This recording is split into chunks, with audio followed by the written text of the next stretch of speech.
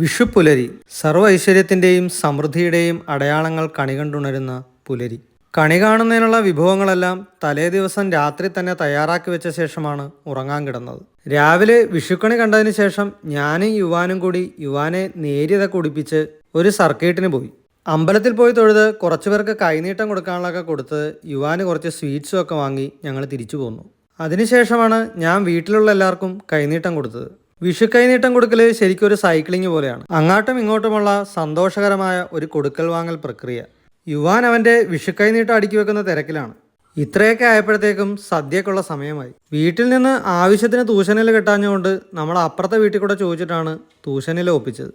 എല്ലാവരും ഒത്തൊരുമിച്ച് വിഷു സദ്യയായി.